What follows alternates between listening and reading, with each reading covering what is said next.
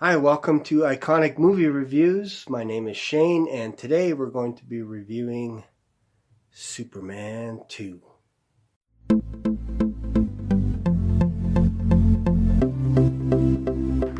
Alright, so Superman 2 with Christopher Reeves, Margot Kidder, and Gene Hackman. The reason why I decided to review this movie is, as you notice behind me, there are a lot of movies with superheroes these days. And back when I was a kid, there wasn't any. Superman was like the first legitimate superhero movie. And Superman 1, the first movie, was... you got to look at it from a perspective of a child. I was probably about 8 or 9 years old. That movie was fantastic. To actually see a man fly, it was unbelievable. Christopher Reeves pulled it off. He was Superman. So Superman 2, of course, is basically a story about a superhero from another planet, Superman, who comes to Earth, tries to interact with humans on Earth, falls in love with a woman. That all took place in the first one, and this carries over from that movie, from the original. So here we have basically a love story. Superman and his girlfriend Lois Lane, and you could tell they're really into each other. And I like that aspect because sometimes it's hard to tell chemistry these days when you're watching a movie. And I honestly believe they had chemistry. And what also worked in this movie was the idea that Superman, Clark Kent, is actually struggling with his dual identity. And he doesn't want to be Superman anymore. So there's a way for him to actually get rid of all of his superpowers through some Krypton technology. He is able to actually get rid of that. And what builds this movie up is the idea that basically, can the world live without Superman? Can Clark Kent live without Superman? Can Lois Lane truly love this man as is, basically with no superpowers? So that's kind of the central theme in this movie. Superman, or Clark Kent, and Lois Lane go on a retreat. Basically, they're working on a story together as a honeymoon couple in Niagara Falls, no less, in Canada. So a lot of it was filmed in Canada, and including Alberta. And basically, Clark stumbles, falls into the fire with his hands, grabs his glasses.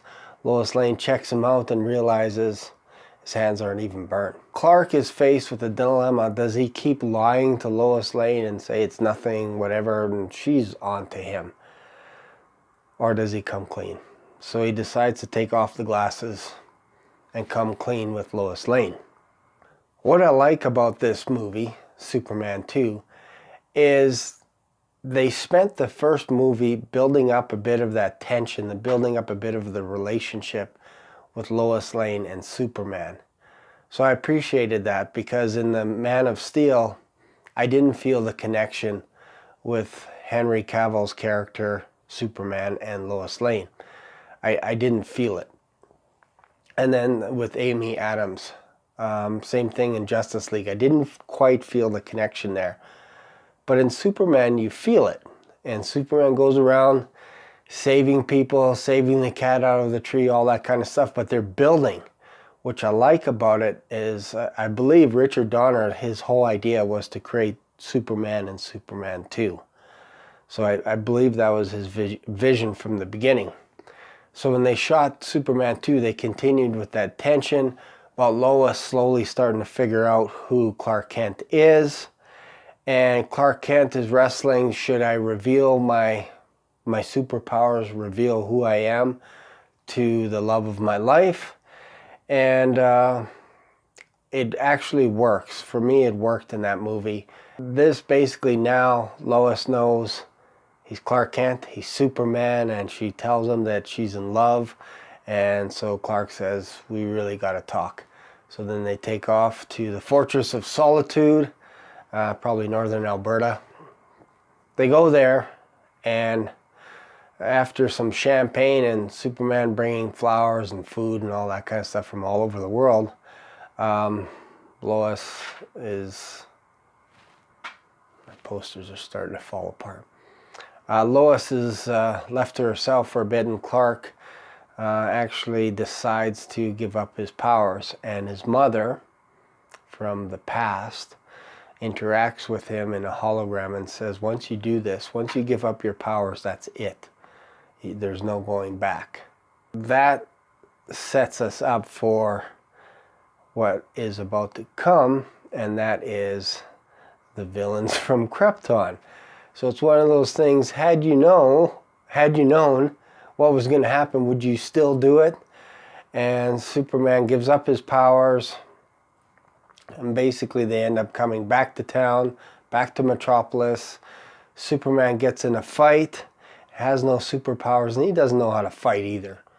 So that's the one thing that I liked about Christopher Reeves and his character. He's not an athlete in the way that he knows martial arts and all that kind of stuff. He doesn't know how to fight. So without the superpowers, he's just an average guy, and he gets his ass handed to him by just one of the local patrons.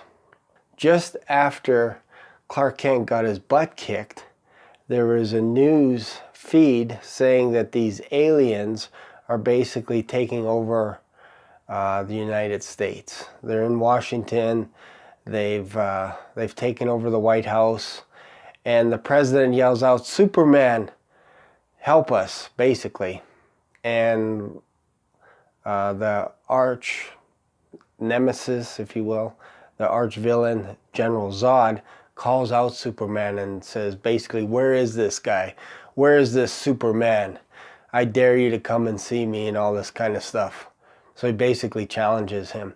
Clark Kent realizes that he actually made a mistake, and so he wants to go back to the Fortress of Solitude and try and figure out a way to get his superpowers back. Again, I like this because it's literally a superhero's journey, because at the beginning of the movie, he's the tough, invincible Superman. He basically saves Paris, and then he gives up his powers for his love, and then he tries to get his powers back, and he has to fight these villains. And basically his whole character arc, you could see it from beginning to end.